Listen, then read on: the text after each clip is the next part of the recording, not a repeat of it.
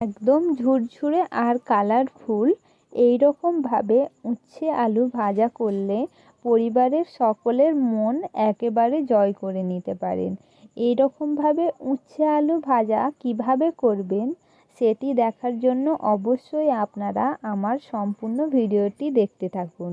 প্রথমেই আমি কড়াইতে দিয়ে দিলাম তেল দেবার পর দিয়ে দিচ্ছি কাঁচা লঙ্কা ফোড়ন। অবশ্যই কাঁচা লঙ্কা দেবার পর একটু সাবধানতা অবলম্বন করবেন। কাঁচা লঙ্কা একটু হালকা ভেজে নিয়ে তার মধ্যে দিয়ে দিলাম আলু কুচি। আলুটা আমি একদম সরু সরু করে কেটে নিয়েছি। আলুটা দেখুন একটু কালার চেঞ্জ হয়ে গেছে।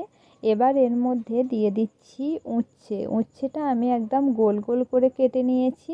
পাকা উচ্ছে নিলে অবশ্যই দানাটা ফেলে দেবেন।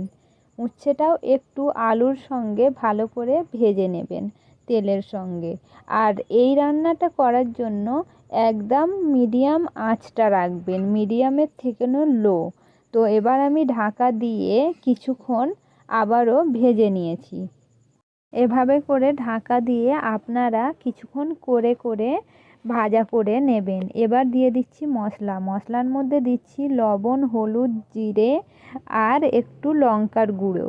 মশলাটা যদি অতিরিক্ত দেন কিন্তু এই ভাজাতে মশলাটা প্রপারলি মাখবে না আর খেতেও স্বাদটা ভালো আসবে না। যারা কিন্তু ঝাল বেশি খান তারা কাঁচা লঙ্কাটা দিয়ে এই ভাজাটা করতে পারেন। কিন্তু মশলার জন্য আমি বলবো মশলার পরিমাণটা একটু হাতে রেখে কম বুঝেই দেবেন। সব কিছু মশলা একত্রে মিশিয়ে নিয়েছি। এবার আমি দিয়ে দিচ্ছি পেঁয়াজ কুচি। পেঁয়াজটা অপশনাল, আপনারা চাইলে নাও দিতে পারেন। যারা নিরামিষ বানাবেন তারা কিন্তু পেঁয়াজটা অ্যাভয়েড করবেন। আবারও সব কিছু একত্রে ভালো করে মিশিয়ে নিয়ে আবার একটু নাড়াচাড়া করে নিচ্ছি।